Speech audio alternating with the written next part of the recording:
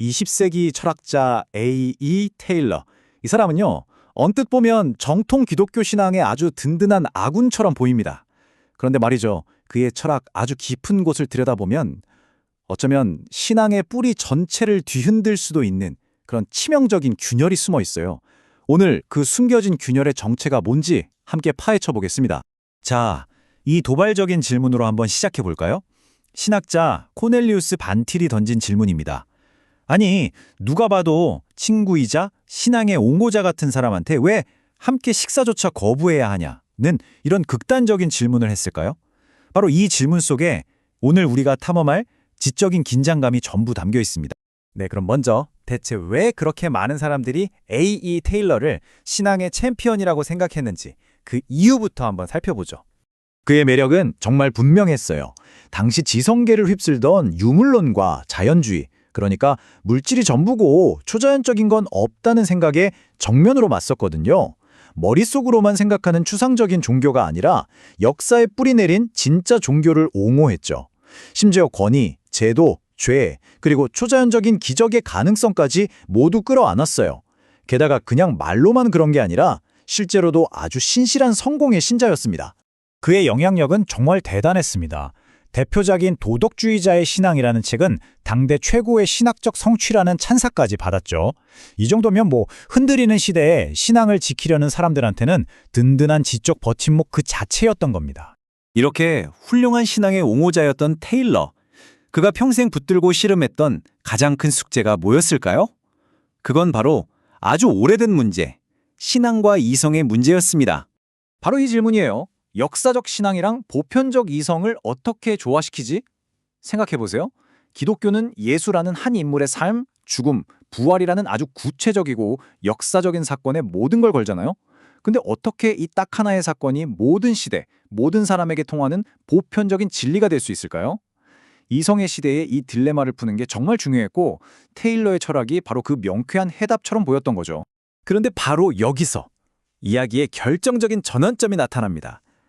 이제 테일러의 그 훌륭해 보이는 철학 시스템 전체를 남몰래 떠받치고 있던 그 숨겨진 기초를 한번 들여다볼 시간입니다.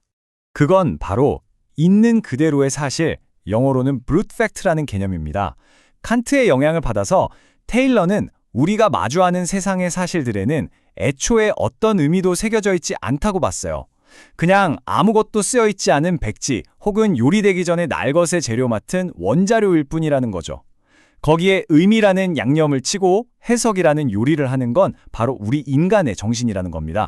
물리학자 에딩턴이 말한 두 개의 책상 비유를 생각하면 이해가 좀 쉬워요. 자, 우리 앞에 책상이 하나 있습니다. 하나는 우리가 손으로 만지고 컵을 올려놓는 단단하고 친숙한 일상의 책상이죠. 하지만 다른 하나는 과학이 말하는 책상이에요. 사실상 텅 빈 공간을 떠다니는 수많은 전기, 전하의 구름 같은 존재죠. 보세요. 같은 현실을 두고도 어떻게 해석하느냐에 따라 전혀 다른 두 개의 책상이 생겨나는 겁니다. 테일러는 이 아이디어를 신학에 그대로 가져옵니다. 신학자는 물리학자랑 똑같다는 거예요. 물리학자가 감각 경험이라는 원자료를 가지고 물리법칙이라는 설명체계를 만들잖아요.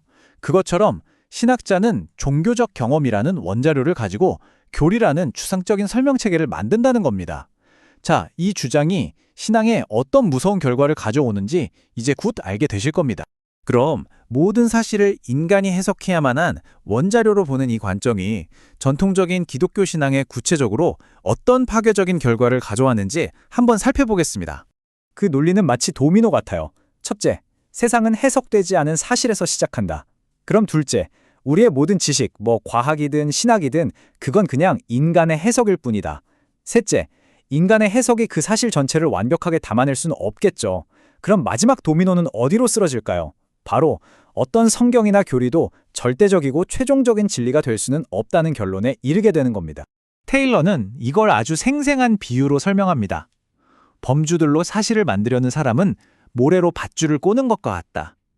아무리 정교한 논리나 교리 같은 추상적인 개념, 범주를 엮어봐야 그것만으로는 결코 단단한 실제, 즉 있음 그 자체를 만들어낼 수 없다는 뜻이에요. 모래알을 아무리 엮어도 밧줄이 될 수 없는 것처럼 말이죠. 테일러의 관점에 낳은 가장 충격적인 결론은 바로 이겁니다. 기독교 신앙의 창시자인 예수 그리스도조차도 인간이었기 때문에 그의 지식 역시 제한적이었다는 거예요. 그가 신적인 것을 경험했더라도 그 경험은 그의 인간적인 정신이라는 수용기의 한계를 통과할 수밖에 없었다는 뜻이죠. 라틴어 구절 에드 모듬 레시피엔티스, 수용자의 방식에 따라 받아들여졌다는 말입니다. 이건 곧 예수 자신조차도 절대적이고 객관적인 진리를 우리에게 전달할 수 없었다는 신앙의 근간을 뒤흔드는 결론으로 이어집니다. 기적에 대한 정의도 완전히 바뀌어버립니다. 테일러에게 기적이란 신이 자연 법칙을 깨고 개입하는 그런 초자연적인 사건이 아니에요. 그냥 우리의 과학이 아직 원리를 밝혀내지 못한 어떤 돌발적인 자연현상일 뿐이죠. 언젠가 과학이 발전하면 설명 가능해질 그냥 아직 풀리지 않은 숙제 정도로 격화되는 셈입니다. 자, 지금까지 테일러의 세계관을 쭉 살펴봤습니다. 이제 그의 가장 근본적인 전제 자체를 뒤흔들면서 이 논의의 판을 완전히 뒤집어버리는 코넬리우스 반틸의 강력한 반론을 한번 들어보시죠. 반틸의 주장은 놀랍도록 단순하면서도 강력합니다. 세상에 있는 그대로의 사실, 즉 해석되지 않은 원자료란 애초에 존재하지 않는다는 겁니다. 이 우주의 모든 사실, 저 멀리 별 하나부터 내 앞에 원자 하나하나까지, 그것이 존재하기 시작한 바로 그 순간부터 이미 창조주인 신에 의해 완벽하게 해석되어 있다는 거죠. 두 관점의 차이는 정말 극명합니다. 왼쪽, 테일러의 세계에서 인간은 의미 없는 사실이라는 흩어진 퍼즐 조각들 앞에서 스스로 의미를 만들어내야 하는 고독한 존재입니다. 반면에 오른쪽, 반틸의 세계에서 인간의 과제는 창조가 아니라 재해석이에요. 이미 신의 의미로 가득 찬 거대한 퍼즐 그림을 보면서 그 조각들을 올바르게 다시 맞춰 나가는 거죠. 테일러의 세계관이 가진 그 고독과 불확실성은 마치 혹한의 남극 탐험가에 비유할 수 있습니다. 우리 각자는 지적으로 홀로 황무지에 서서 다른 사람에게 희미한 무선 신호를 보내는 것과 같아요. 상대방이 그 신호를 제대로 받을지 혹 받더라도 올바르게 이해할지는 아무도 보장할 수 없죠. 우리는 어쩌면 영원히 고립된 존재일 뿐입니다. 자, 이제 마지막으로 이 두 개의 대립하는 세계관을 정리하고 이 논쟁이 결국 우리에게 어떤 선택을 요구하는지 한번 짚어보겠습니다. 당신은 과연 어떤 기초 위에 서 계신가요? 이 논쟁은 단순히 어떤 특정 교리에 대한 찬반을 넘어섭니다. 그건 빙산의 일각일 뿐이에요. 물밑에 숨겨진 진짜 거대한 본질은 바로 실제란 무엇인가, 그리고 우리가 무언가를 안다는 것은 과연 무슨 의미인가에 대한 근본적인 질문입니다. 우리가 발딛고 서 있는 이 현실 세계의 기초에 대한 질문인 셈이죠. 결국 우리는 이 두 개의 세계 중 하나를 선택해야 합니다. 왼쪽은 의미 없는 데이터의 거친 바다에서 인간 스스로 등대가 되어서 한 줄기 빛을 비춰야 하는 세계, 그리고 오른쪽은 이미 존재하는 신성한 의미라는 등대의 빛과 지도를 따라서 항해하는 세계입니다.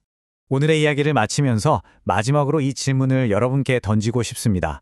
모든 알매는, 모든 세계관에는 그것을 떠받치는 흔들리지 않는 기초가 필요합니다. 여러분이 세상을 이해하는 방식, 여러분의 지식체계는 과연 어떤 기초 위에 세워져 있습니까?